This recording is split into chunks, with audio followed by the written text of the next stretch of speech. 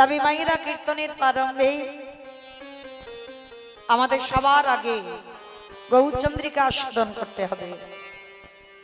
আর আজকের আমাদের আস্বাদনটা কি এটা আপনারা আমরা সবাই জানি, ভগবান শ্রীকৃষ্ণচন্দ্রের অভিষেক। এই যে আজকের আমাদের বর্ণনা হবে, তবে আমার চৈতন্য মহাপ্রভু রূপের কথা আগে বর্ণনা করতে হবে। আমার নবদ্বীপের মাটিতে গিয়ে যদি আমার গৌরের কথা বলা না হয়, তাহলে কীর্তন শোনা বা কীর্তন গাওয়া দুটোই বৃথা। কারণ চৈতন্য চরিতামৃত গ্রন্থে কবিরাজ গোস্বামীপাদ লিখেছে, সংকীর্তন পিতা শ্রীকৃষ্ণ চৈতন্য, সংকীর্তন যজ্ঞে তারে যে ভজে সেই বড় ধন্য। তাহলে কীর্তনের প্রারম্ভে যে যাই বলি না কেন, আগে আমার গৌরের কথা বলতে হবে। কিন্তু বাবা সকাল থেকে কীর্তন হচ্ছে,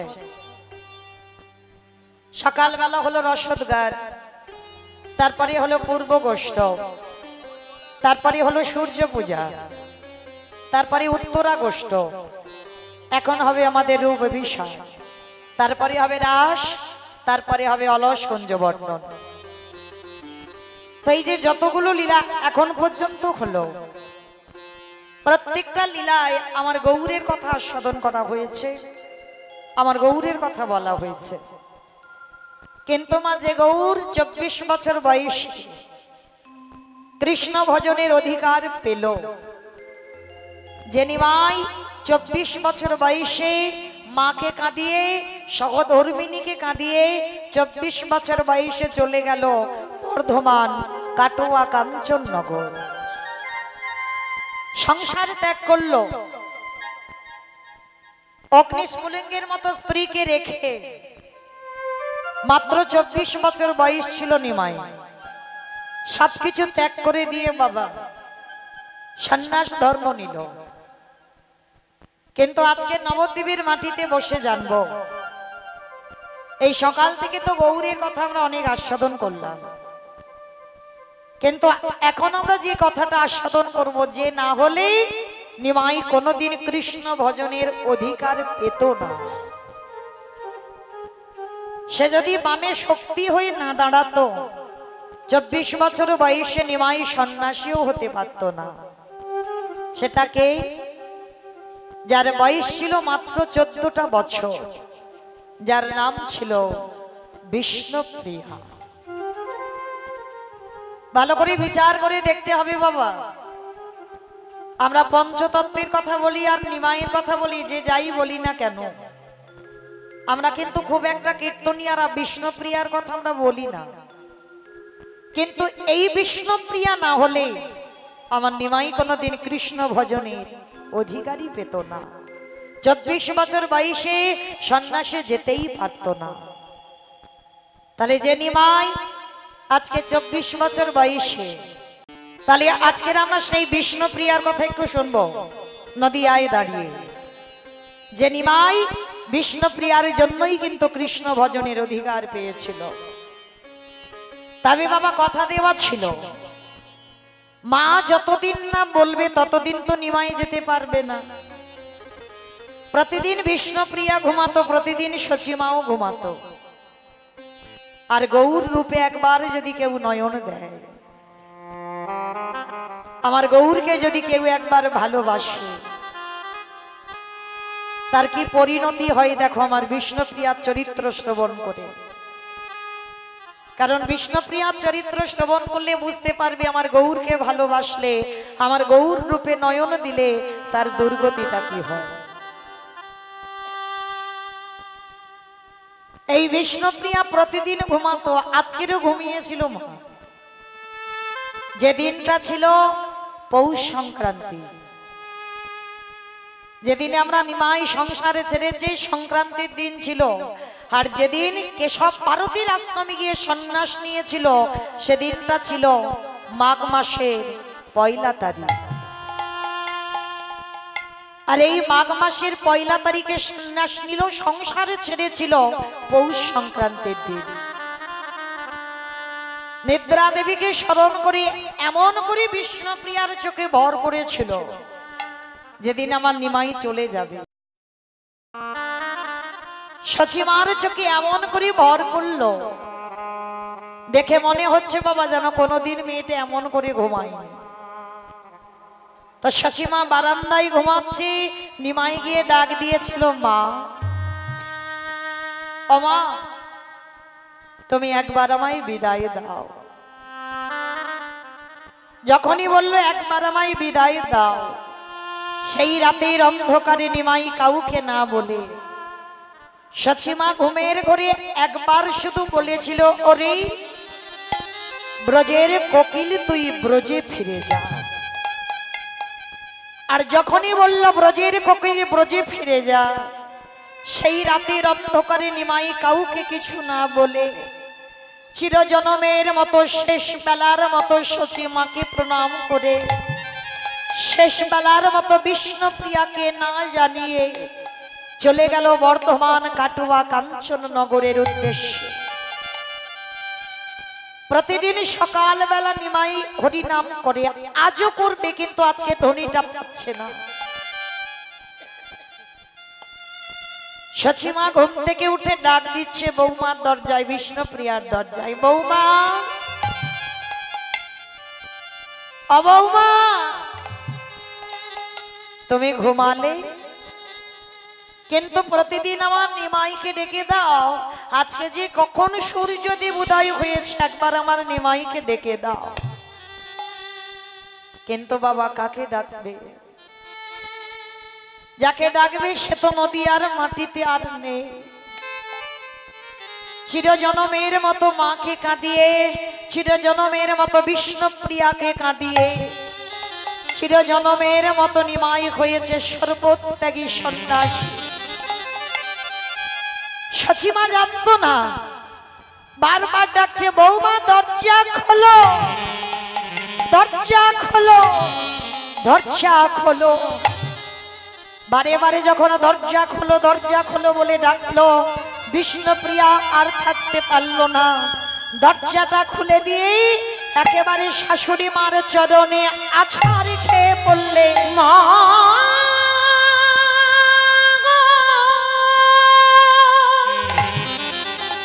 বৌমা কি হয়েছে?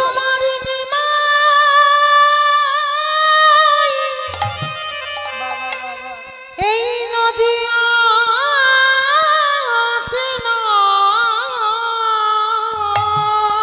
চুপ করো, চুপ করো, বুঝি নদী আছে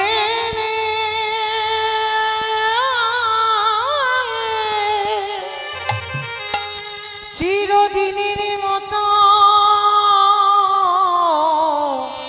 চলে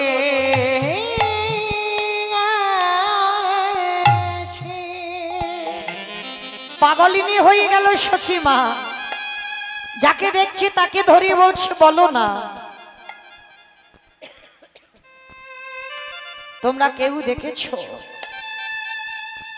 আমার নিমাই কোন রাস্তা দিয়ে গেছে?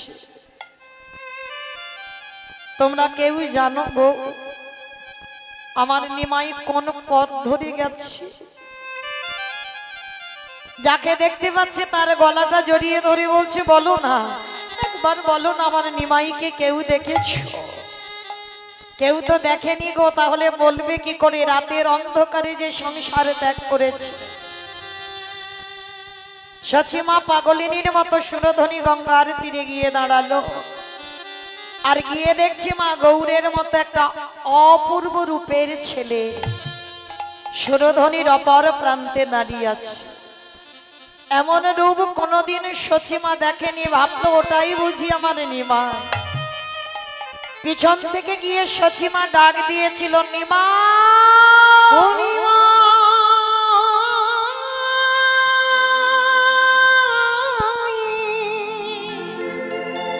ফিরে আয় বাবা, একেবারে দাঁড়ারে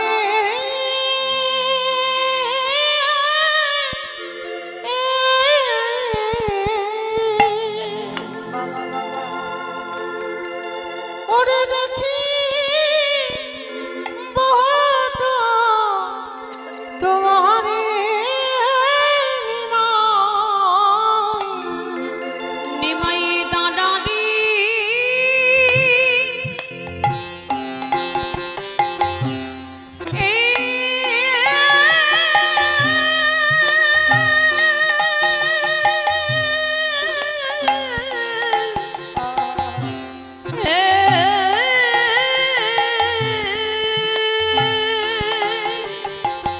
নিমাই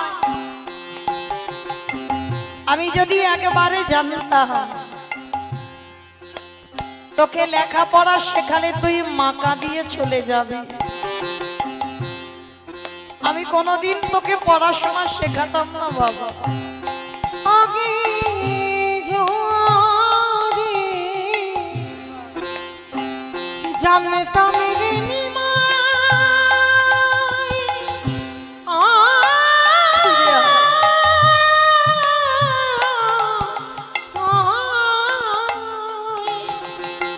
যাস না বাবা মাথা দিয়ে। ও তুই যাবি ছাড়িয়া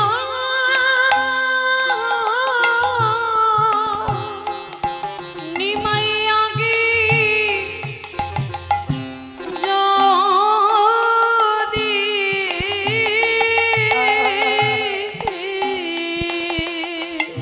ফিরে আয় বাবা, ফিরে আয়। জানতাম রে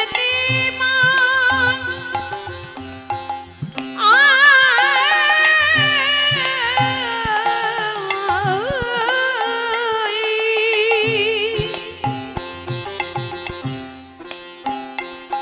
নিমাই যাবে রে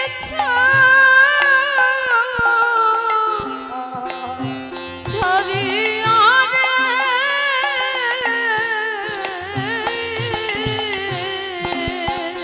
তোরে না শেখাইতা লেখা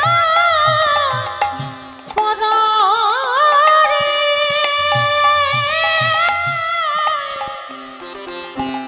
তোরে না দিতাম বিয়ান নিমাই দাদানি নিতাই গৌর প্রেমানন্দে হরি বল হরি বল হরি বল।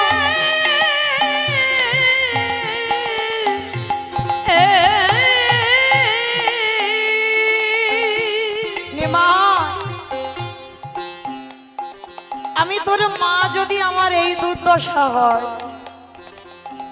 একবার ভাবলি না বাবা ওই 14 বছরের মেয়েটাকে যে বিয়ে করে রেখে গেলি, ওই মেয়েটার দুর্গতিটা কেমন হবে?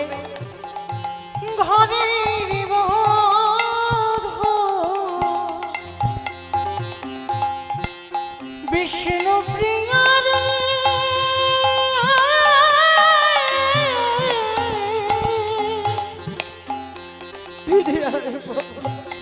ও যে জ্বলন্ত গিনি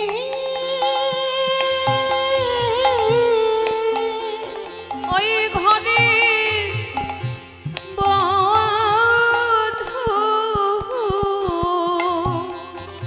ফিরে আয় বাবা, ফিরে আয়। বিষ্ণু প্রিয়ারি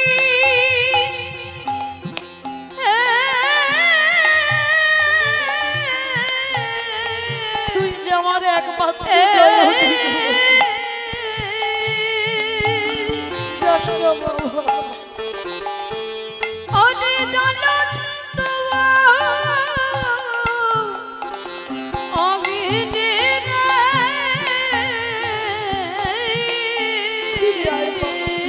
দিদি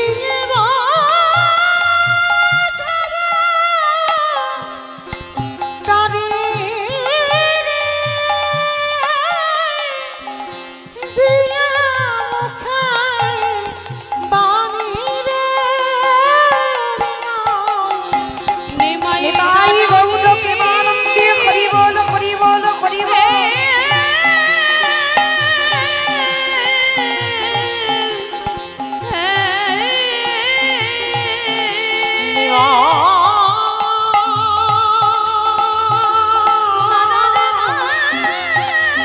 ওরে আয় রে, ওরে ও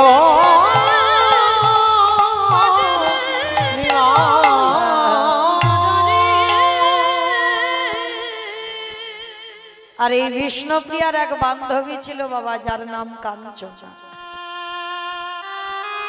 এই বিষ্ণুপ্রিয়ার দুর্দশাটা কি হয়েছিল জানো? নিমাইকে ভালোবেসে প্রত্যেকটা দিন ব্রহ্ম মুহূর্তে বিষ্ণুপ্রিয়া ঘুম থেকে উঠত, আর প্রতিদিন বিষ্ণুপ্রিয়া ওই ব্রহ্ম মুহূর্তে আঁচলে করে কিছু ধান নিয়ে যেত। অমা ধান মানে বোঝো তো, ওই যে মাঠে চাষ হয় ওই ধান।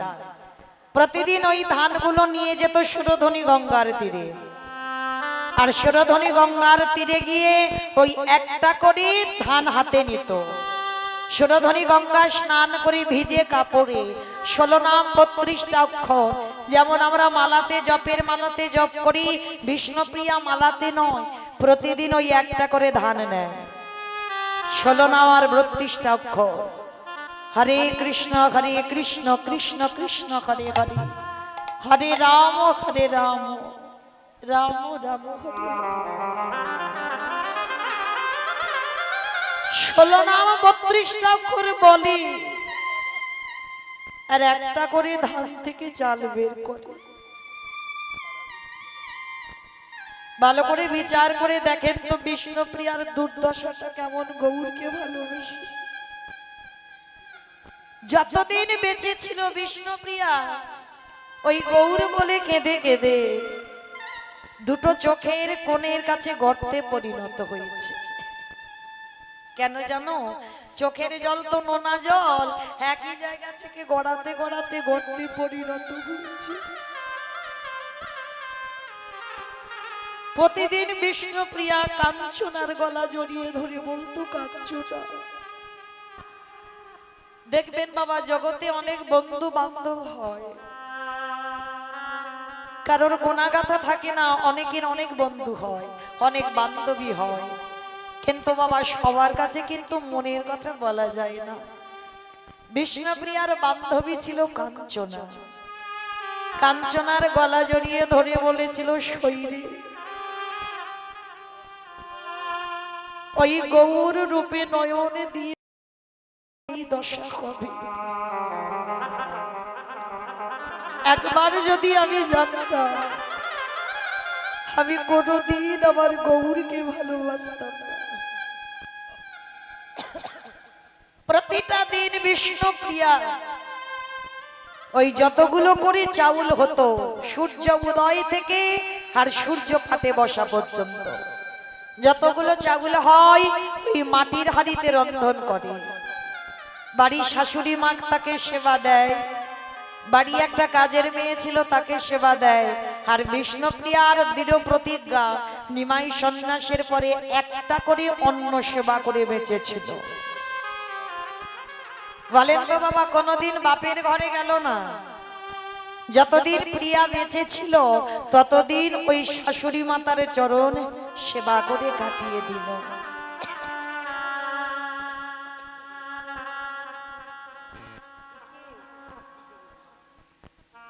এই জগতের সংসারে বিষ্ণুপ্রিয়ার সঙ্গে দেখা করবে বলে নিমাই একটা রাত্রির জন্য এসেছিল, যেটা কেউ জানে না। একটা রাত্রিবেলায় এসেছিল বিষ্ণুপ্রিয়ার সঙ্গে দেখা করবে। রাতের অন্ধকারে বিষ্ণুপ্রিয়ার দরজায় এসে ধাক্কা দিচ্ছে, প্রিয়া, অপ্রিয়া, তুমি ঘুমালে? আর বিষ্ণুপ্রিয়া তখন সন্ধ্যাবেলায় ওই তুলসী তলায় প্রদীপটা জ্বালাচ্ছে, আর কি বলছে জানো?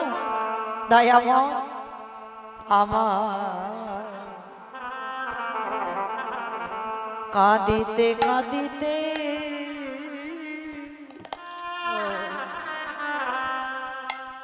জন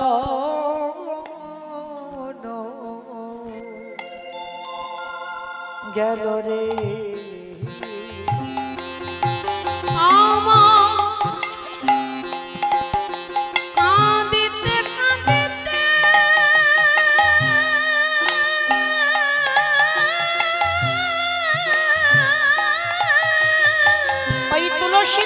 প্রদীপ দেয় আর বিষ্ণুপ্রিয়া নয়ন জলে বহু ভাষা কাঁদিতে কাঁদিতে জানো গেল রে,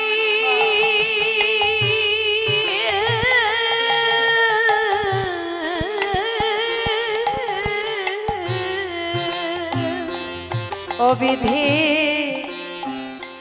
লিখিল ভালে, ভালে মানে বাবা কপাল, বিধি লিখিল ভালে কত দোষ আমি না পেলাম জি বনে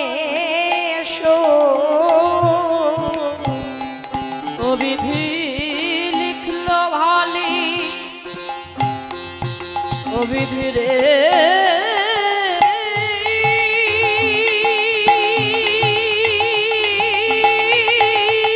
নেতাই গৌর প্রেমানন্দে হরি বল হরি বল হরি বল।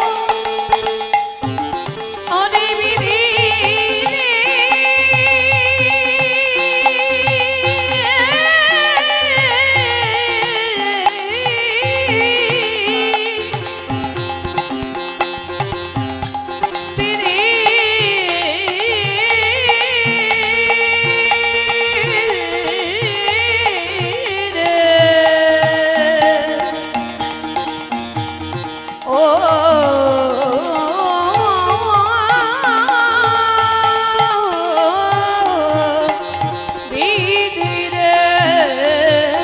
ও বিধি লিখিল ভালি কত দুঃখে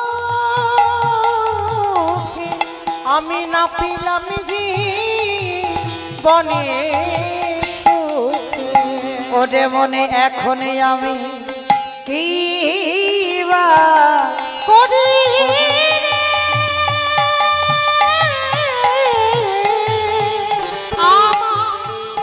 কাঁদিতে কাঁদিতে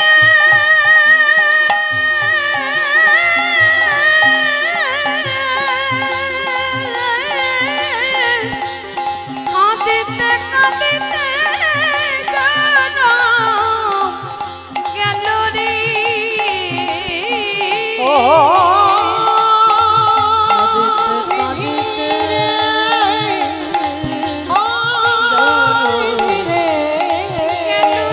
নিতাই গৌর প্রেমানন্দে হরি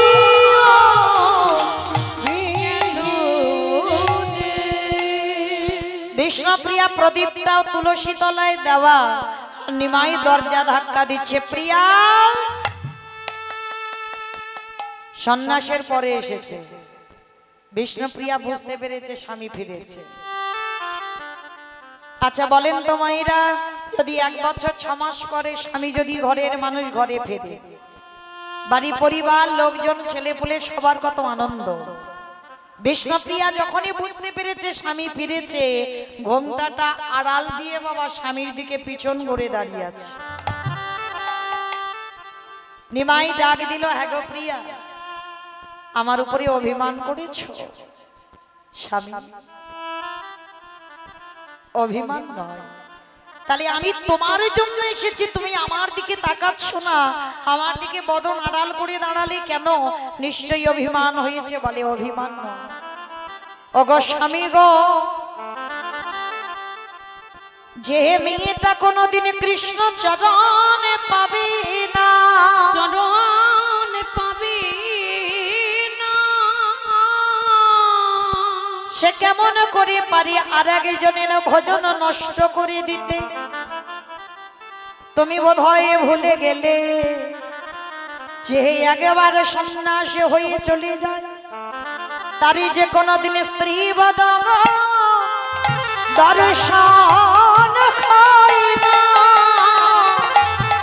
তাই গৌর হরি বল হরি বল। চলে গেলি তার শ্রীমদ দর্শন হয় না। আস্তে, তুমি ভুলে যেতে পারো, কিন্তু আমি তো ভুলি নাই। এই জীবনে যদি তুমি আমার মুখ দেখে পেলো, তাহলে তোমার ভজন নষ্ট হয়ে যাবে। তাই আমি চাই না তুমি ফিরে যাও সন্ন্যাস। তাহলে বলেন বাবা, একবার যদি বিষ্ণুপ্রিয়া মুখটা দেখাতো, তাহলে নিমাইয়ের ভজন নষ্ট হতো না। তাহলে বিষ্ণুপ্রিয়ার জন্যই কিন্তু নিমাই আজকের কৃষ্ণ ভজনের পথে আগিয়ে যেতে পারলো। এই ধৈর্য শক্তি থাকলেই তোমার গৌর গোবিন্দ কৃপা মিলবে। এই কথা বলতে গিয়ে বাবা একটা কথা মনে পড়ে গেল, একটুখানি বলি। আচ্ছা বলো তো, মহাভারতের যুদ্ধ কতদিন হয়েছিল? 18 দিন। পূর্ণ হয়নি, 17 দিন এক বেলা, এক বেলাটার যুদ্ধ হয় 17.5 দিন। এই 17.5 দিনে যুদ্ধ হলো। তো যুদ্ধ শেষ করে ভীম আর অর্জুন মানে দুই ভাই, এরা দুই ভাই বাবা ঝগড়া বেঁধে গেছে। কিরকম ঝগড়া? ভীম বলে আমার জন্য জয়, আর অর্জুন বলে আমার জন্য জয়। আর এই দুই ভাই যখন ঝগড়া বেঁধেছে বাবা, এমন ঝগড়া মানে হাতাহাতি হতে যাবে, তেমন সময় ভীম আর অর্জুন দুই ভাই হঠাৎ হাতাহাতি বেঁধে যাবে, হঠাৎ পিছনে একজন বাবা খিলখিল করে হাসছে।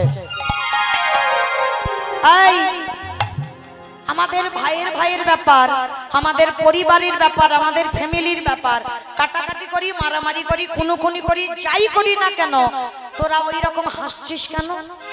কে তুই? তার পিছনে যে হাসছিল সে বলছে, শোনো তোমরা দুই ভাই আমাকে চেনো না, কিন্তু আমি তোমাদের দুই ভাইকে খুব ভালো করে চিনি। ও বাবা, আমি ওকে চিনি না, ও নাকি আমাদের দুই ভাইকে চেনে। আরে কি করে চিনলি? বলে শোনো, শুধু তোমাকে নয়, আমি তোমাকে চিনি, তোমার বাবাকে চিনি, তোমার দাদুকে চিনি, তোমার গোটা বংশকে চিনি। আমার গোটা বংশকে চিনিস? বলে হ্যাঁ।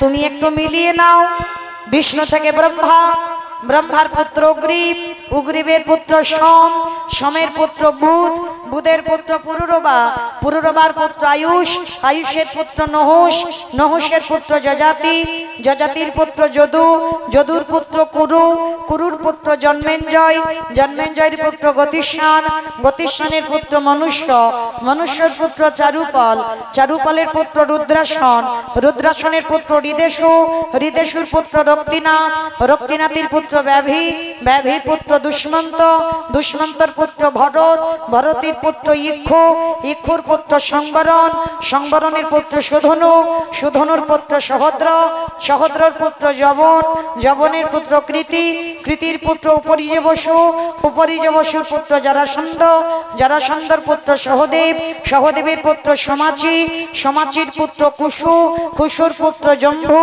জম্ভুর পুত্র সুরত, সুরতের পুত্র বিহরত, বিহরতের পুত্র আজুকানু, আজুকানুর পুত্র অগ্রধর, অগ্রধরের পুত্র দেবঋষি, দেবঋষির পুত্র ঋক, ঋকের পুত্র বিদি, বিদিকের পুত্র পতিত, পতিতের পুত্র শান্তনু, শান্তনুর পুত্র বিচিত্রবীর্য, বিচিত্রবীর্যের পুত্র পাণ্ডু, পাণ্ডুর পুত্র ভীম, ভীমের পুত্র ঘটোৎকচ, আর ঘটোৎকচের পুত্র যে পিছনে হাসছিল নাম হলো তার বর্বরী।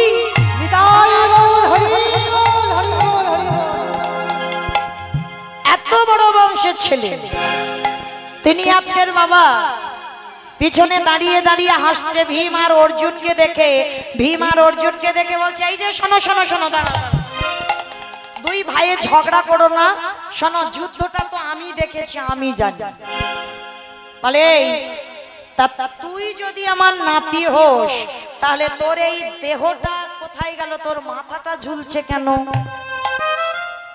বলে ওইটা তোমার কৃষ্ণকে প্রশ্ন করো, ওইটা তোমার কৃষ্ণকে প্রশ্ন করো, তাহলে বলতে পারবে। কৃষ্ণ এসে হাজির। কৃষ্ণ, এ যদি আমার নাতি হয় তাহলে এর মাথাটা শুধু ঝুলছে, দেহটা কই? তখন আমার ভগবান মুচকি হেসে বলছে, শোনো, যেদিন তোমরা সবাই আনন্দ করতে করতে যাচ্ছিলে কুরুক্ষেত্রের মাঠে, তোমার নাতি বর্বরী আমার রাস্তা অবরোধ করেছিল, অবরোধ করে বলেছিল, কৃষ্ণ একবার যদি আমি মাঠে খেলতে নামি, কোনদিন তুমি পারবে না কুরুক্ষেত্রের মাঠে পাণ্ডবদের জয়ী করে ফেরাবে। তা ভগবান কৃষ্ণ বলেছিল, বর্বরী তুই কিরকম যোদ্ধা, কই একটু প্রমাণ দে। বলে কি প্রমাণ দিতে হবে কৃষ্ণ? বলে শোন, একটা বান মারবি বটগাছের ডালে, সব পাতা যেন ছিদ্র হয়ে ফিরে আসে। বলে কৃষ্ণ এ তো সোজা ব্যাপার। আর যেই না বাবা একটা বান মেরেছে বর্বরী, মানে পাতা সব ছিদ্র হয়ে বান রিটার্ন ফিরে এসেছে। ভগবান মুচকি হেসে বলছে, বর্বরী কই সব পাতা ছিঁড়েছিস? বলে হ্যাঁ। বলে ভালো করে দেখে নাও, সব পাতা ছিদ্র হয়েছে। আর ভগবান আড়ালে দাঁড়িয়ে বাবা মুচকি মুচকি হাসছে। বরবরি বলছে কৃষ্ণ তুমি হাসো কেন? বলে হাসবো না, গাছের পাতা ছিঁড়েছিস কিন্তু চারটে পাতা ছিঁড়তে পারিসনি। বলে চারটে পাতা কোথায়? বলে কেন, দুটো আমার হাতের তলায়, দুটোই আমার পায়ের তলায়। বলে কৃষ্ণ হাসবে পরে, আগে দেখে নাও। যেই না করুণার হাতটা খুলেছে, দেখে না হাতের তলার পাতা দুটো ছিদ্র হয়ে গেল। যেই না চরণটা সরিয়েছে, দেখে না চরণের দুটো পাতা ছিদ্র হয়েছে। ভগবান চমকে উঠল, কি এর হাতের তলায় যাকে রেখে দিয়েছি তাকে ছিঁড়ে দিল, পায়ের তলায় যাকে রেখে দিয়েছি তাকে ছিঁড়ে দিল। তাহলে এ বেটার হাত থেকে তো পাণ্ডবদের বাঁচানো যাবে না, তাহলে কি করব? ভগবান বলছে বরবরি একটা কথা বলবো, তোর দাদু তো ভীম, তুই ভীমের দলে না গিয়ে তুই দুর্যোধনের দল ধরলি কেন? বরবরি বলছে কৃষ্ণ ওই প্রশ্নের উত্তর দেওয়ার টাইম এখন আসেনি, তবে আমি দেব যদি কোনোদিন সময় হয়। আমি বলবো কেন দুর্যোধনের হলাম, কেন আমি আমার দাদুদের হলাম না। ভগবান মনে মনে চিন্তা করলেন, এ বেটাকে বাঁচিয়ে রাখা যাবে না। এ বেটা যদি বেঁচে থাকে তাহলে বাবা আমি কোনোদিন পাণ্ডবদের জয়ী করাতে পারবো না, একে কোনো মতেই বাঁচিয়ে রাখা যাবে না। ভগবান বলছে বরবরি সেই তো মাঠে খেলবি, এবার আমার সঙ্গে একটু যুদ্ধ কর। ভগবান ইচ্ছা করে বরবরিকের সঙ্গে যুদ্ধ করছিল বাবা, আর সুদর্শন চক্রকে আহ্বান করে ওই সুদর্শন চক্র দিয়ে বরবরিকের মস্তকটা ছেদন করে দিল। আর যখনই বরবরিকের মস্তকটা ছেদন হয়ে গেল, বরবরিকের কাটা মুন্ডুটা ছটফট করছে, কই কৃষ্ণ, কোথায় কৃষ্ণ, কোথায় প্রাণ সখাতে গেলি পাবো রে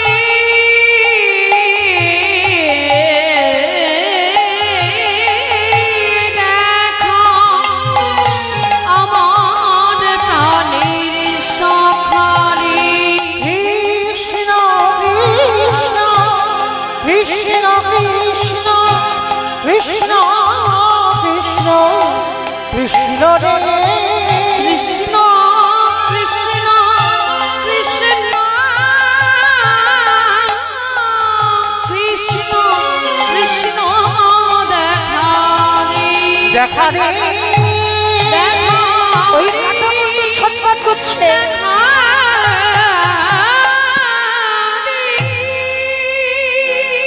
যখনই কাটা মুন্ডুটা ছটফট করছে, ভগবান কাটা মুন্ডুটা নিয়ে বলছে বরবরি তুই কৃষ্ণ ভক্ত কেন বললি না?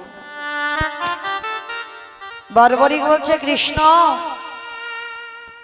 তুমি জানতে চেয়েছিলে না আমি আমার দাদুর দলে হলাম না, আমি দুর্যোধনের দল কেন হলাম?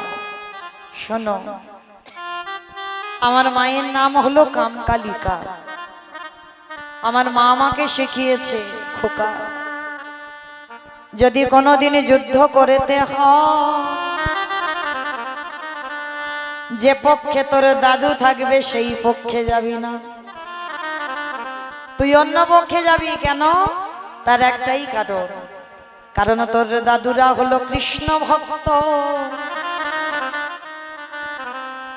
একবার যদি কৃষ্ণ ভক্তের হাতে মৃত্যু হয় তাহলে মনে রাখবি কৃষ্ণ ভক্তের হাতে প্রাণ গেলেই তোকে কোনোদিন এই অসুর কুলে আসতে হবে না। আমি তোর মা কামকালিদাকে তোকে আশীর্বাদ দিলাম, পাণ্ডবদের হাতে যদি তুই নিধন হোস তাহলে অসুর কুল নয় তুই দেবলোকে চলে যাবি। তবে জানো কৃষ্ণ স্বয়ং ভক্ত নয়, স্বয়ং ভগবানের হাতে প্রাণ যাবে আমি বুঝি। সবাই আপনারা জানেন সঞ্জয় দিব্য নয়নে দেখে অন্ধ ধৃতরাষ্ট্রের কাছে কুরুক্ষেত্রের একটা বর্ণনা করেছিল, কিন্তু শুধু সঞ্জয় একা দেখেনি, আরো একজন দেখেছিল যে হচ্ছে বর্বরিকের কাটা মুন্ডু।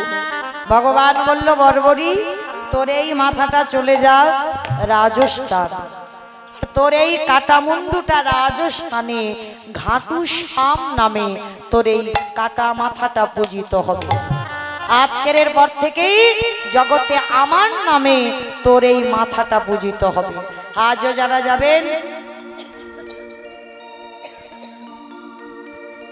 রাজস্থানে গিয়ে দেখে আসবেন বর্বরিকের কাটামুন্ডুটা ঘাটু শ্যাম নামে পূজিত হচ্ছে। তাহলে মায়েরা বলেন তো, এই যে বর্বরিকের কৃষ্ণ প্রাপ্তি হলো কার জন্য হয়েছিল? শুধুমাত্র তার মায়ের জন্য। মায়ের সৎ শিক্ষাটা দিয়েছিল, আর বর্বরিক ঠিক ধৈর্য ধরেই ভগবানের চরণ আঁকলে বসেছিল। আর সেই বিষ্ণুপ্রিয়া আমার গৌর রূপে নয়নে দিয়ে কাঞ্চনার গলা জড়িয়ে ধরে বলল, শৈরে গড়ায় অনুরাগে পরানো কাতরে ও গো অনুরাগে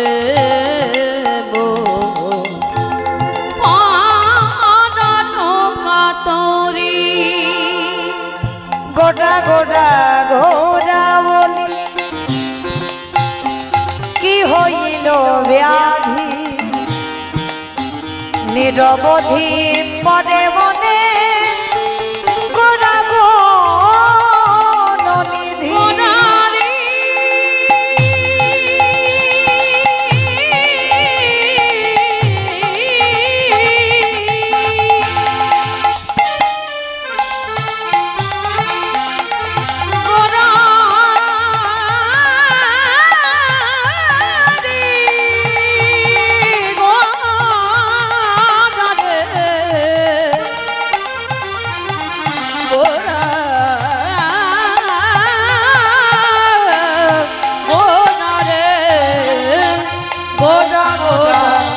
গোড়া করি কি হইল মোরে ব্যাধি নিরবধি পরে মনি গোড়া গুণনিধি শৈল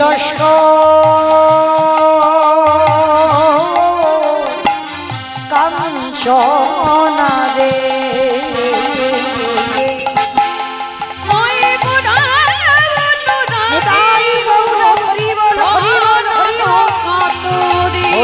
গোড়া অনুরাগে পরানো কাতরে কি করিব কোথায় যাব গোড়া গুণনিধি অনক্ষণ গোড়া রূপ হিয়ার মা কি করিব কোথায় যাব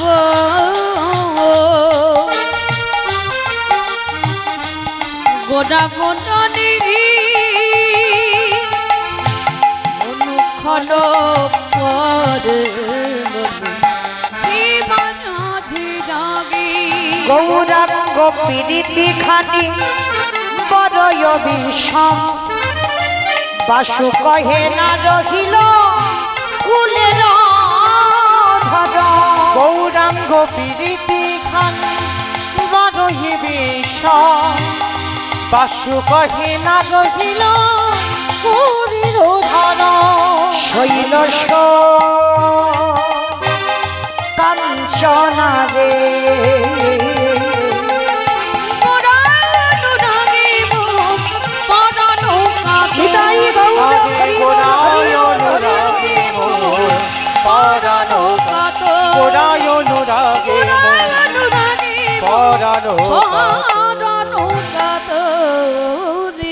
ওই গৌরী রূপে যদি একেবারে কেউ নয়নে দেয় আস্তে অমাইরা বাচ্চিকি জগতে সোনা পড়লে ভয় হয়, কিন্তু যদি কেউ আমার গৌর সোনায় অঙ্গে ধরে কি বাবা, কিন্তু গৌর সোনা যদি কেউ অঙ্গে ধারণ করে তারে বাচ্চিকে জগতের কোনো ভয় হয় না। তা গৌর সোনা অঙ্গে পড়লে কি হয় জানো হমাইরা? এই জায়গাটা একটু আস্বাদন করবেন। লীলাটা এখনকার লীলা নয়, তখনকার দিনে একটা নীতি ছিল। নিয়মগুলো কেমন? এখনকার দিনে বাবা অনেক বড় বড় মেয়েদের বিয়ে হচ্ছে, কিন্তু মা তখনকার দিনে বড় বড় মেয়েদের বিয়ে হতো না, খুব ছোটবেলায়, মানে 7 বছর 6 বছর 8 বছরের মেয়েদের বিয়ে হতো। যেমন আমার ঠাকুমার বিয়ে হয়েছে মা 7 বছরের মেয়ে, মানে কতটুকু মেয়ে? সেই 7 বছর মেয়ে সংসারের কিছু বোঝে না। তো তখনকার দিনে বাবা যাদের সঙ্গে বিয়ে দেওয়া হতো তাদের কিন্তু বয়স ছিল, কিন্তু মেয়েটার বয়স থাকতো খুব কম, মানে ছোটবেলায় বিয়ে হতো। তা নবদ্বীপের মাটিতে মা একটা মেয়ের বিয়ে হয়েছে মাত্র 7 বছর বয়স। তো যখন বিয়ে করে শাশুড়ি মা বৌমাকে ঘরে তুলেছে, তো শাশুড়ি মা বৌমাকে ডাকছে, ও বৌমা, বৌমা শোনো, সকাল সকাল মা তুমি একটু ঘুম থেকে উঠবে কেমন? কারণ তুমি তো আর বাপের বাড়িতে নেই, তুমি শ্বশুর বাড়ি এসেছো, আর শ্বশুর বাড়ি এলে কয়েকটা নিয়ম মানতে হয়। একটু সকাল সকাল উঠবে, শুধু সকাল সকাল উঠবে না, সকালবেলা উঠেই সুরধনী গঙ্গায় স্নান করতে যাবে। আর সুরধনী গঙ্গায় স্নান করে ভোরের বেলা, আর শোনো বৌমা, হাসবার সময় আমার নিমাই ওই সুরধনীর তীরে হরিনাম করে, আর তুমি আমার নিমাইকে দর্শন করে তারপরে তুমি ঘরে ফিরবে। তার ছোট্ট 7 বছরের মেয়েটা বলল, ঠিক আছে মা, তুমি যেমন যেমন বলবে আমি তেমন তেমন করব। তো ছোট মেয়েটা ভোরবেলা ঘুম থেকে উঠেছে, একটা কাকে কলসি নিয়ে মা সুরধনী গঙ্গা স্নানে গেছে। স্নান করে ফিরে এসেছে, গৌর রূপ দর্শন করে ফিরে এসেছে। শাশুড়ি মা বলছে, বৌমা তুমি স্নানটা যখন করে ফেলেছো, তুমি তো এখন ছোট্ট মেয়ে, রান্না টান্না ভালো পারো না, তো একটা কাজ করো, তুমি আমার একটু বাটনা বেটে দাও। ও মায়েরা, এখনকার দিনে যেমন গুঁড়ো মশলা, মানে কোম্পানি বেটে ছেড়ে দিচ্ছে, তখনকার দিনে কি গুঁড়ো মশলা ছিল? সে শিলনোড়াতে হলুদও বাটতে হতো, জিরেও বাটতে হতো, লঙ্কাও বাটতে হতো, সবটাই বাটা মশলা। এখনকার দিনে নয়, উন্নতি হয়েছে। তো ছোট্ট মেয়েটাকে শাশুড়ি মা বলছে, ও বৌমা তুমি একটু বাটনাটা বেটে দাও, একটু হলুদটা বেটে দাও তো। তার ছোট্ট মেয়েটা শিলনোড়াটা নিয়ে বসেছে। আরে যখন ওই শিলনোড়া নিয়ে বসেছে, যতবার শিলের উপরে ওই হলুদ রেখে, যতবার ওই শিলের উপর ওই হলুদ বাড়িতে যায়, ওই 7 বছরের মেয়ে নয়ন জলে বুবু ভাষা। শাশুড়ি মা দেখছে বৌমা কাঁদছে বাটনা বাড়তে বাড়তে। তো মাইরা কি বুঝবে? নিশ্চয়ই বাপের বাড়ির কথা মনে পড়েছে। আর বাপের বাড়ির কথা যদি মনে না পড়ে, নিশ্চয়ই কষ্ট হচ্ছে, ছোট মেয়ে তো, ওই জন্য কাঁদছে। তার শাশুড়ি মা এসে বলছে, ও বৌমা, বৌমা তা কি হয়েছে মা, তুমি অমন করে বাটনা বাঁধছো আর কাঁদছো কেন মা? তোমার কষ্ট হচ্ছে? তুমি পাচ্ছ না নাকি আমার ছেলের পছন্দ নয়, আমার এখানে পছন্দ হচ্ছে না, তুমি বাপের বাড়ি যেতে চাও? ওই 7 বছরের মেয়ে বলল, না মা, আমার বাপের বাড়ির কথা মনে পড়ে না, এই শিলনোড়াতে হলুদ বাটতে আমার কষ্ট হয় না। তাহলে বৌমা তুমি কাঁদছো কেন? ও মা, কেন কাঁদছি জানো? এই হলুদ যখন শিলের উপরে বাটলাম, বারে বারে আমার সেই রূপের কথা মনে পড়ে যায়। ও বৌমা, কোন রূপের কথা বলছো? বলে, কেন মা, তুমি তো বললে ভোরের বেলা স্নান করে ফিরবার সময় ওই গৌর রূপ একবারে দেখে আসতে। মা গো, ওই গৌর রূপ দেখে যখন আমি ওই বাটনা বাড়তে যাই, বারে বারে আমার গৌর রূপের কথা মনে পড়ে যায়। তাই আমি কেন কাঁদলাম জানো মা? আমি কারে ঘর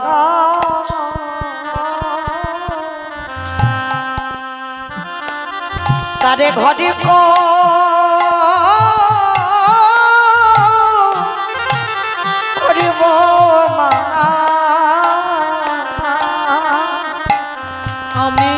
আমার ঘর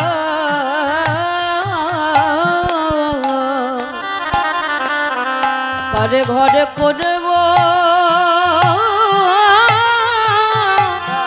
মাগো তোমার ছেলের ঘরে করব না, ওই গৌরের ঘরে করব। আমি কার ঘর ঘরে করব উত্তর দাও।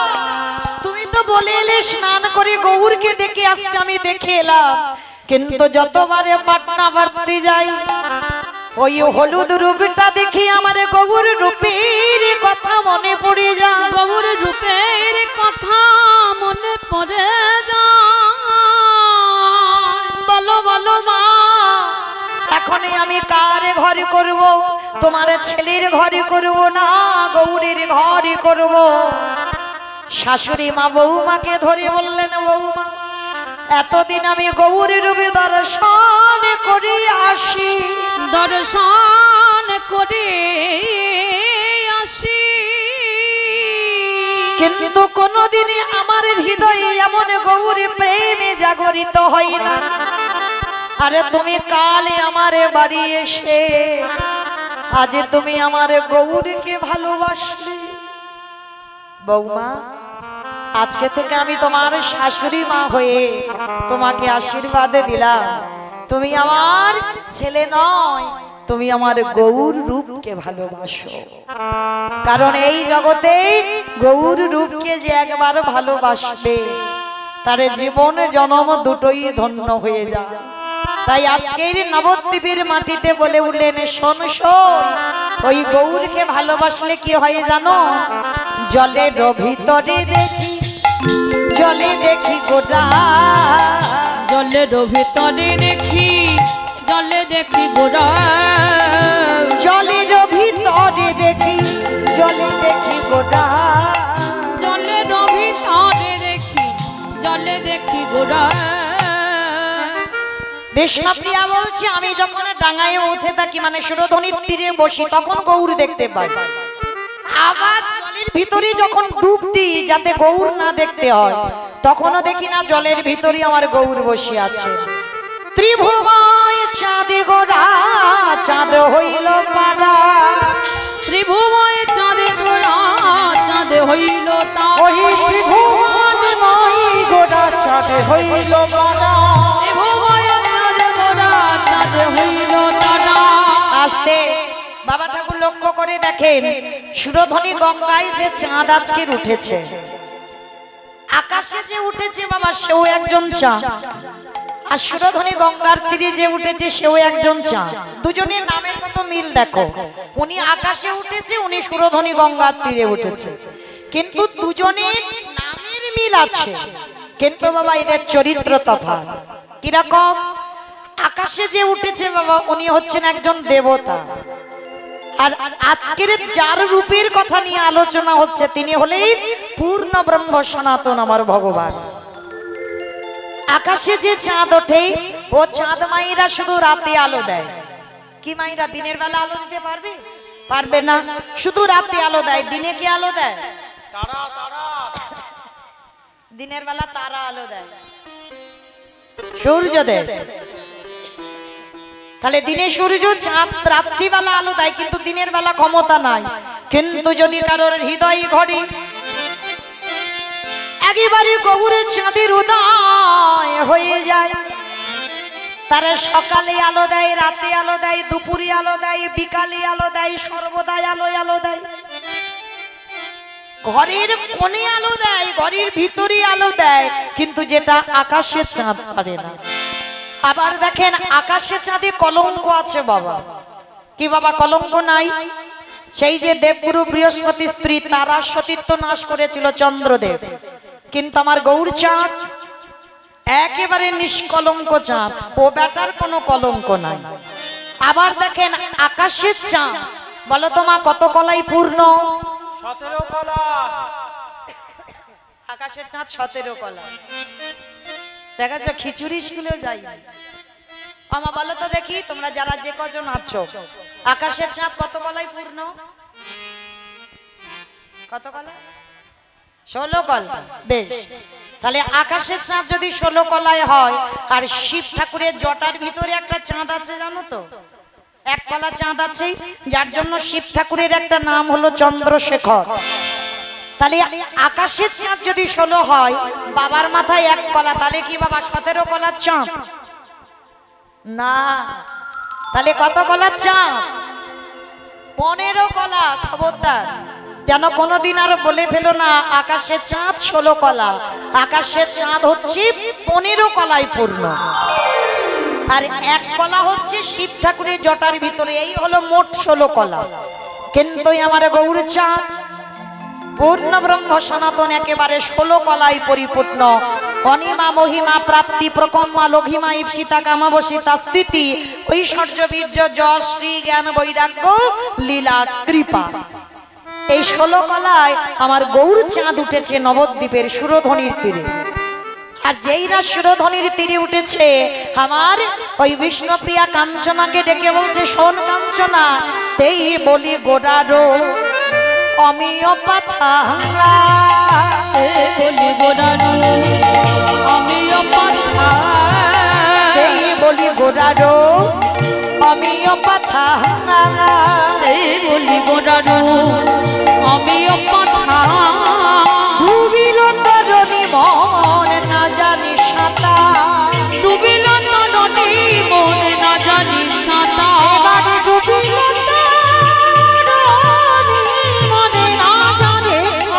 ডুবিল তরণী মন না জানি সাঁতার, ডুবিল তরণী মন না জানি সাঁতার, সাঁতার দিতে জানি না সাঁতার দিতে জানি না সই, সাঁতার দিতে জানি না সাঁতার দিতে জানি না সই, গৌর রূপে ডুবি দিয়ে, সাঁতার দিতে জানি না ওই গৌর রূপে ডুবি দিয়ে, সাঁতার দিতে জানি না সই। লীলার পাশে বৈষ্ণব মহাজন দাঁড়িয়ে দাঁড়িয়ে আমার বিষ্ণুপ্রিয়ার কথা মনে মনে ভাবছে। আর কি করছে জানো? পার্শ্বদেব ঘোষ কহে নব অনুরাগে, নব অনুরাগে, ওগো সোনার বার গোরা চাঁদ আমার হিয়ার মাঝে যায়, আমার হিয়ার বাঁধে জাগে, আনন্দ লীলাময় বিগ্রহ, আনন্দ লীলাময় বিগ্রহ,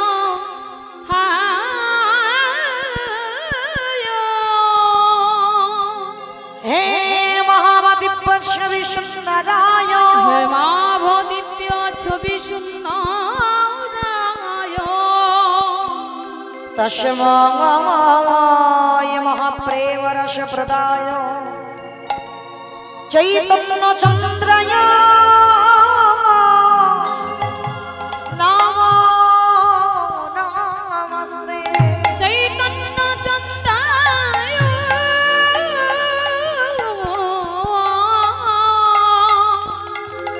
নমো নমস্তে। আজি জীবের নিস্তার লাগে, নিস্তার লাগে, নন্দ সৌত হরি, নন্দসুত হরি, আজ ভুবনে প্রকাশ হইল আমাদের গুরু রূপ ধরি, এই ভুবনে ভুবনে প্রকাশ হইল গুরুরূপ ধরি।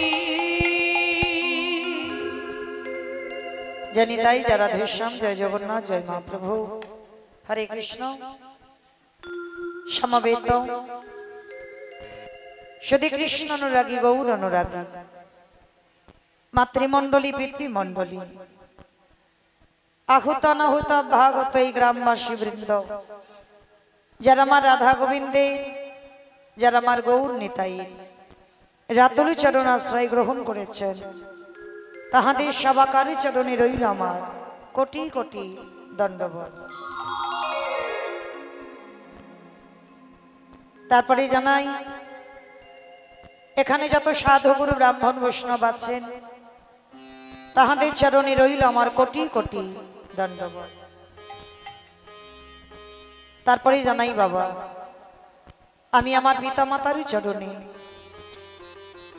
আমার শিক্ষা গুরু দীক্ষা গুরুর চরণে অনন্ত কোটি কোটি দণ্ডবত প্রণাম।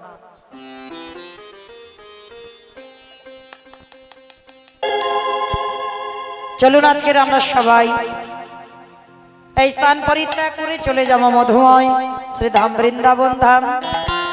আজকের বৃন্দাবনে যে যাব, সবাই মিলে একবার প্রেম সে বলেন তো, গৌর সুন্দরী কি ধ্বনিটা হলো কি কি গামাইরা, এটাও জয়। একটু প্রেম সে জয় ধ্বনি দিতে হবে, এত জোরে জয় দাও যেন এখান থেকে কত দূর শোনা যাবে। ইসলামপুর ইসলামপুর যাবে? কই দেখি সেইভাবে একবার প্রেম সে দুটো বাহু উত্তোলন করে বলো। সবাই বলেন, গৌর সুন্দরী কি, নবদ্বীপ ধামে কি, সচিনী নন্দন কি, বিষ্ণু প্রিয়া কি, নিতাই চাঁদ কি, ভক্তবৃন্দ কি, হরিবাসন ধাম কি, সাধু গুরু বৈষ্ণব কি, আপন আপন গুরুচরণ কি, কমিটি ভাই সব কি, হরিনাম যজ্ঞ কি, আজকের আনন্দ কি, নিতাই গৌর প্রেমানন্দে হরি বল। চলো এবার আমরা সবাই একটা ভজন গাইতে গাইতে একটু বৃন্দাবন যাব, কেমন? কি গো মাইরা, অধিক রাত, চলো এই রাত্রিবেলা একবার যাই, যে কজন আছি সেই কজনই যাই। সবাই একটু প্রেম সে উলুধ্বনি দাও তো দেখি একবার সবাই। বৃন্দাবন ধামে আপার জপে যারা ধীরা ও রঘুয়ন মেরি সরকার জপে যারা ধীরা বৃন্দাবন ধাম পার জপে যারা রে রাধে রাধে মেরি সরকার ভজে যারা রে রাধে জপে যারা ধীরা ভজে যারা ধীরা জপে যারা রে রাধে ভজে যারা রে রাধে জপে যারা ধীরা ভজে যারা জপে যারা রে রাধে ভজে যারা রে রাধে ও রাধে মেরি সরকার। আসতে অমাইরা, আমি আর আমার সম্প্রদায় যাচ্ছে, আর কেউ যাচ্ছে না? সবাই যাব? যারা যারা যাবো কই দেখি হাত দুটো একবার তোলো তো দেখি সবাই একসঙ্গে তালে তালে করো, তালি কেমন? কই যে কজন আছেন একবার চরণ ধরে সেই কজনই তোলে। সবাই একসঙ্গে তালে তালে করো, তালি দেবেন প্রত্যেকে, কেমন? तू वृंदावनी में বৃন্দাবন মে আলো রাধা নাম लगालो वृंदावन में आयो राधा नाम लगाओ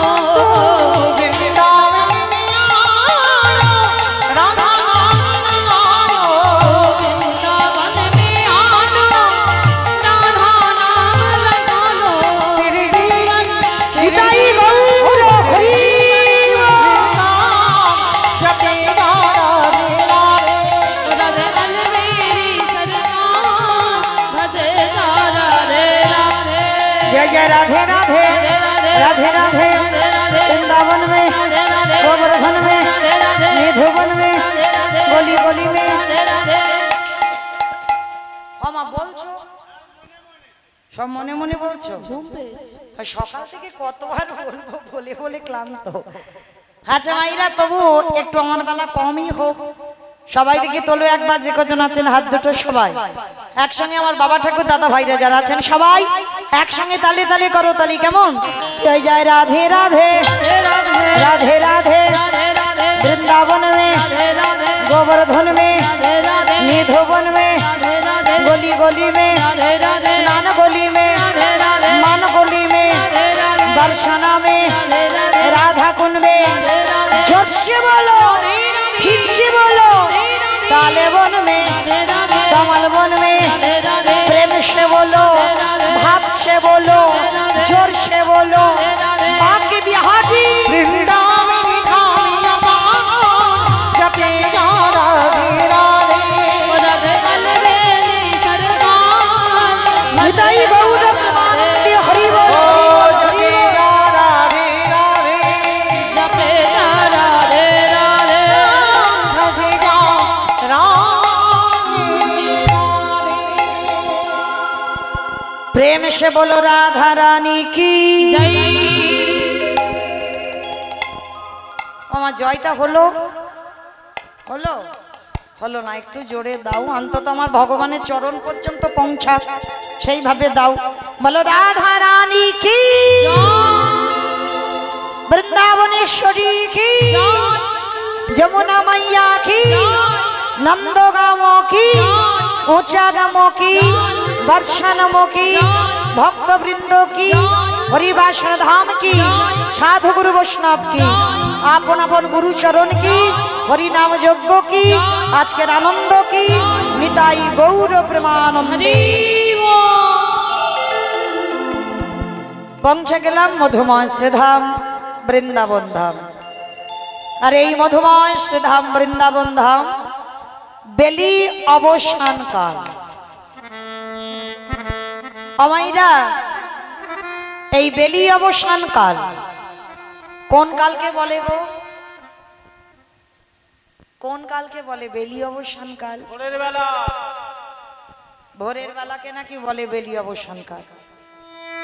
আমার তোমরা জানো ভোরের বেলাকে বলে? কেউ জানে না। জানো না? বেলি অবসান কাল মানে দিনের শেষ, সন্ধ্যার শুরু, এই সময়টাকে বলা হয় বেলি অবসান কাল। শ্রীমতী রাধারানী ঠিক ওই বেলি অবসান কালে কাকে কলসটা নিয়ে গেছে যমুনার ঘাটে জল আনবার জন্য। আর এই যমুনার ঘাটে গিয়ে বাবা দাঁড়িয়েছে, আস্তে আস্তে আস্তে কথা নয়, যমুনার ঘাটে গিয়ে যেই না দাঁড়িয়েছে জল নেবার জন্য। আর জলটা নিচ্ছে কেমন করে?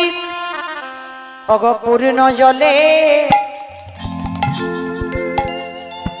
রে দিতে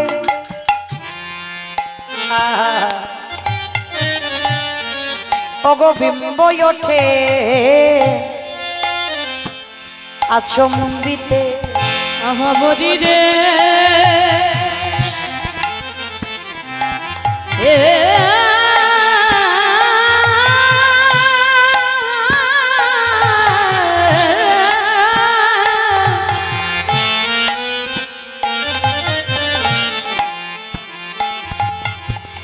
আহাবরি রে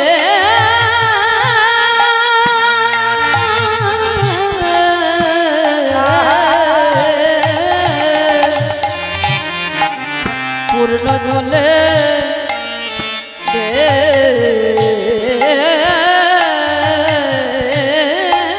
দিতে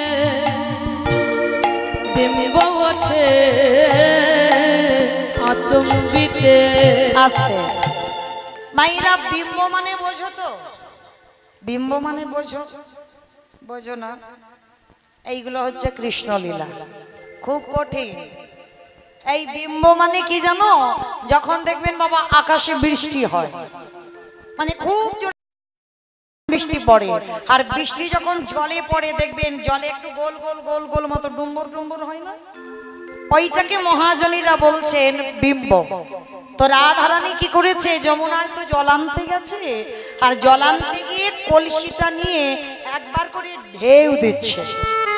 আর যেই ঢেউ দিয়েছে কলসির গায়ে জল লেগে একটা একটা করে বিম্ব হয়েছে। শুধু বিম্ব হচ্ছে না, সেই বিম্বের মধ্যে কি হচ্ছে জানো? ওগো বিম্বের মা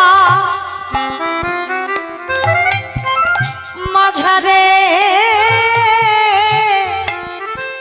শ্যামরায় গো বিম্বের মাঝারে শ্যাম রায়ে গো বিম্বের মাঝারে শ্যামরা। ওই বিম্বের মাঝারি শ্যামরা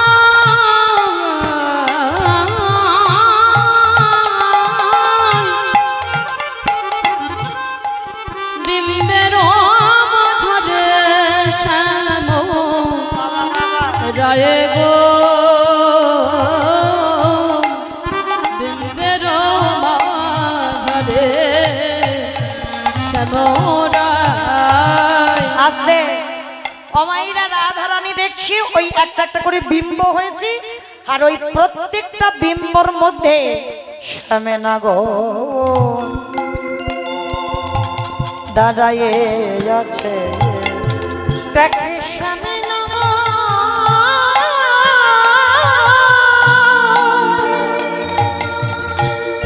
আছে দাঁড়ায়ে আছে। বলি অধরে রলিল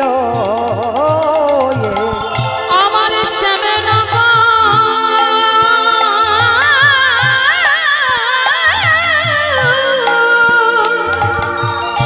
দেখো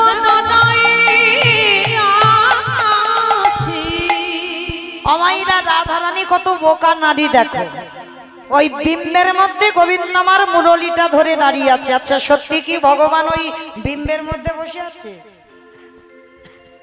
না, ভগবান আছে কোথায়? কদম্ব বৃক্ষের ডালে বাঁকা করি বাঁকা হাতে মোহন মুরলীখানা বাজাচ্ছেন। আর সেই প্রতিচ্ছবিটা প্রতিটা বিম্বের মধ্যে হয়েছে। আর ওই ছবিটা প্রত্যেকটা বিম্বের মধ্যে যখনই ফুটছে, রাধারানী মনে মনে ভাবলেন ধরি ধরি মনে করি ধরি বারে নাহি পারি। আজ যখন তোমায় পেয়েছি আমি তোমাকে ধরে আজকের বাড়িতে নিয়ে যাব। অনেকদিন শুধু মনে মনে করি তোমাকে ধরে নিয়ে যাব, কিন্তু পারি না সুযোগ। তবে আজকে যখন আমার সুযোগ এসেছে আমি তোমাকে কলসির ভিতরে করে নিয়ে যাব। আমাইরা কত বোকা দেখো রাধারানী। বিম্ব যদি কলসিতে ঠেকে তাহলে কি মা থাকবে? ও তো ফেটে যাবে। রাধারানীর সেই বোধগমটা নাই। কি করেছে জানো? আস্তে আস্তে করে ওই যে কলসির মুখটাকে ধরেছে আর আস্তে আস্তে করে ঢেউ দিচ্ছে। আর ঢেউ দিয়ে দিয়ে ওই বিম্বগুলোকে কলসির ভিতরে নিয়েছে। আর ভিতরে নিয়ে রাধারানী কাকে নিয়েছে। আর কাকে নিয়ে কি করেছে জানো? ওই শাড়ির আঁচলটা দিয়ে যদি আমার গোবিন্দ চলে যায়, শাড়ির আঁচলটা দিয়ে ওই কলসির মুখটাকে ভালো করে টাইট করে বেঁধে দিয়েছে। চলো, অনেকদিন ইচ্ছা তোমায় আমি ধরে বাড়িতে নিয়ে যাবে, আজ এখন সুযোগ পেয়েছি, চলো তোমাকে নিয়ে যাব। তাই এবার গোবিন্দকে কাকে করে নিয়ে যাচ্ছে। আর যেতে যেতে মা কি হয়েছে জানো? রাধারানীর মনটায় কষ্ট হচ্ছে। ওরে বাবা, হ্যাঁ গো, আমার বধূ দম বন্ধ হয়ে যায়নি তো? এই যে এইভাবে করে একেবারে ৮-৬ করে আঁচল দিয়ে বেঁধে রেখেছি, যদি মুখে দম বন্ধ হয়ে যায়, দাঁড়াও একবার দেখি তো খুলে। আর যেই না আঁচলটা খুলেছে, দেখেন মায়েরা বিম্ব কি আছে ভিতরে। সে সব তো কলসির গায়ে লেগে বাবা সব ফেটে গেছে, কোনো বিম্বটাই নেই। আর যখন বিম্বটা নেই, রাধারানী রেগে গিয়ে কলসির উপরে রাগটা দেখাচ্ছে, দূর হয়ে যা। এত যত্ন করে আমি সেই যমুনার ঘাট থেকে আনলাম, আমার বধূকে ধরে আনলাম, আর আমার বধূ কলসি থেকে পালিয়ে গেল। যেই না জোর করে কলসিটাকে রেখে বলছে দাঁড়াও, আবার আমি আমার বধূকে ধরে আনবো। যখনই কলসিটাকে রেখেছে, কলসি কেঁদে কেঁদে বলি রাধে গো, ওগো রাধে গো,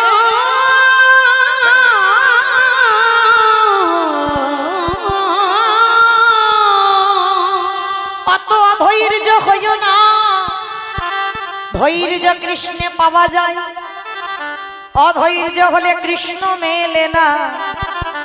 যার জীবনে যত ধৈর্য সমতা থাকবে, যে যত ধৈর্য ধরতে পারবে, তারই অচিরে কৃষ্ণ প্রাপ্তি হবে। ওগো ধৈর্যেতে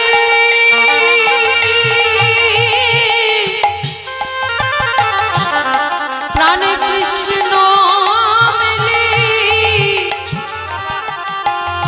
তারে অচিরে কৃষ্ণ প্রাপ্তি হবে। আস্তে, এই জায়গাটা মায়েরা খুব মন দিয়ে শুনবেন। ধৈর্য যার যত বেশি, সে ততই পাবে বাবা তাড়াতাড়ি গোবিন্দ কৃপা। আর যার হৃদয়ে ধৈর্য ক্ষমতা নেই, সে কোনোদিন গৌর গোবিন্দ কৃপা পাবে না। সবার আগে তার ধৈর্য শক্তিটা দেখবে ভগবান, যে কতটা আমার জন্য ধৈর্য ধরে রাখতে পারে। তো আজকের কলসি রাধারানীকে বলছে, রাধে অত অধৈর্য হচ্ছ কেন? যমুনার ঘাটে থেকে গোবিন্দকে আনতে পারোনি বলি তুমি আমাকে এমন করে মাটিতে দূর করে ফেলে দিচ্ছ। তুমি জানো ভগবান পেতে গেলে তার কত ধৈর্য শক্তির দরকার। তা রাধারানী হেসে বলছে, হ্যাঁ রে, তুই তো একটা মাটির কলসি, তা তুই একটা মাটির কলসি হয়ে তুই অন্য ধৈর্য শক্তির বুঝলি কি? বলে, শোনো, আমাকে দেখে মনে হয় আমি মাটির কলসি। রাধারানীর সঙ্গে মাটির কলসি কথা বলছে। বলে, দেখলে মনে হয় আমি মাটির কলসি, কিন্তু আমার জীবনে কত কষ্ট কি তুমি জানো? তুমি কি আমার জীবনের খবরটা রেখেছো? আমার জীবনে কত ঘাত প্রতিঘাত সহ্য করতে হয়েছে। এই, তা তুই একটা কলসি হয়ে তোর আমার জীবনের কষ্ট কি? বলে, কষ্ট নয়।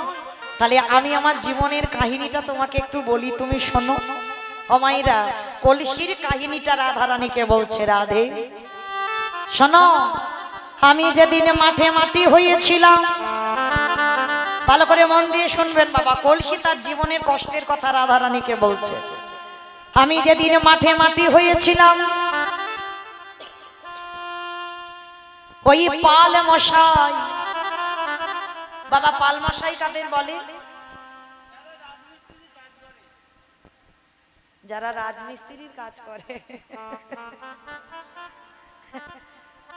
তাদের তো রাজমিস্ত্রি বলে, তাদের পাল মশাই বলে। কাদের বলে মা জানো? কাদের বলে? হ্যাঁ, যারা মাটির হাঁড়ি কলসি তৈরি করে তাদেরকে চলতি কথায় বাবা কুমোর বলা হয়, আর গ্রন্থের কথাই বলছে পাল মশাই। মানে ভালো কথাই বলছে পাল মশাই, আর আমরা চলতি কথাই বলি ওদেরকে কুমোর। তাই যারা মাটির হাঁড়ি কলসি তৈরি করে, তো কলসি রাধারানীকে বলছে, শোনো রাধে,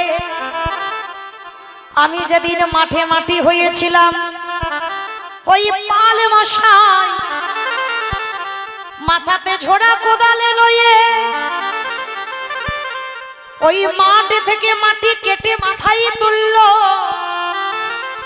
মাটির মনে মনে কত আনন্দ।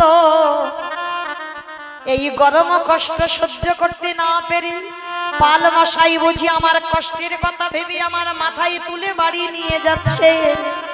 কিন্তু বাবা তারে পরে দেখে তা নয়, তা নয়। এইবার ঝোড়াতে করে যখন মাটি মাঠ থেকে কেটে বাড়িতে নিয়ে গেল, দুম করে ফেলে দিল উঠোনে। আর যেই না উঠোনে দিল, তারপরে বাবা লোকজন বালতি বালতি করে জল এনে ওই মাটির উপরে দিচ্ছে।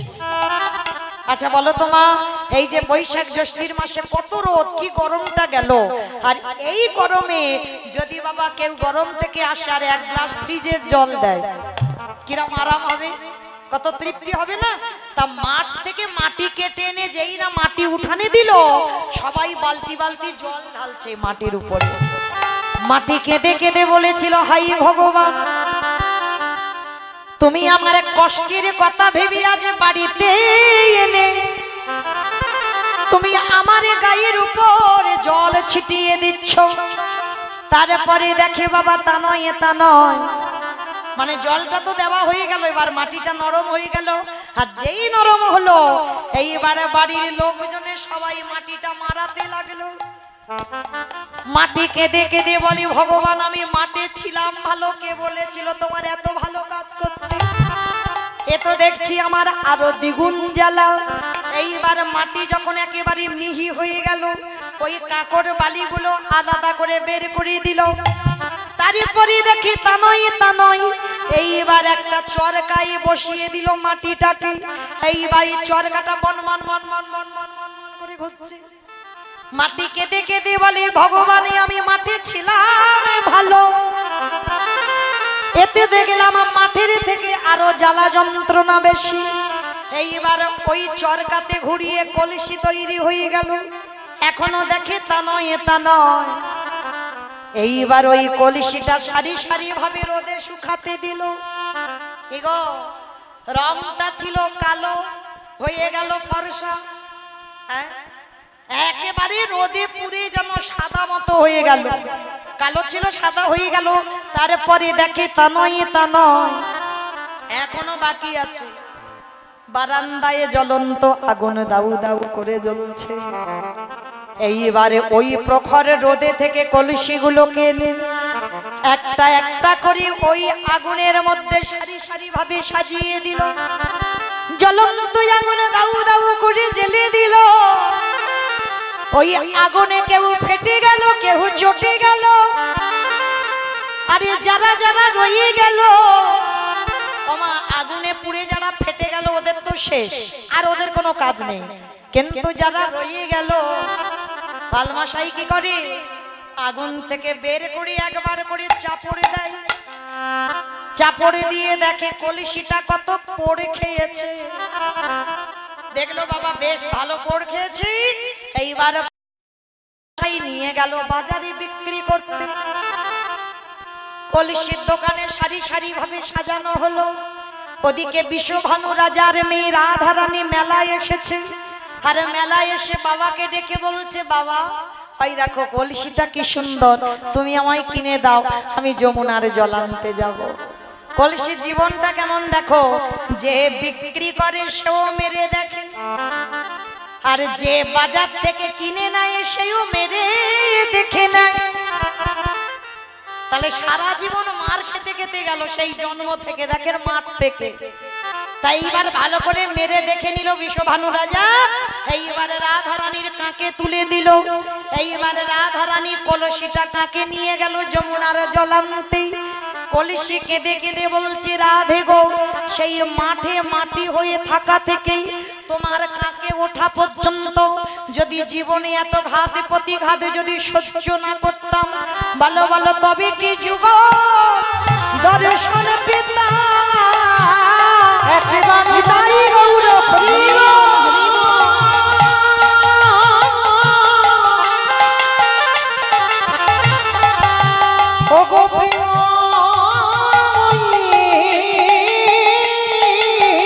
বলে তবে কি যুগ দর্শন পেতাম। রাধে তাহলে বলো এত ধৈর্য শক্তি আমার আছে, তারপরে তো তোমার কাঁকে উঠলাম, তারপরে আমি আমার রাধা গোবিন্দ যুগলে দেখতে পেলাম। তাহলে বাবা জগৎকে ভগবান বোঝাতে চাইলো কি আগে তোমার ধৈর্য শক্তিটা থাকতে হবে।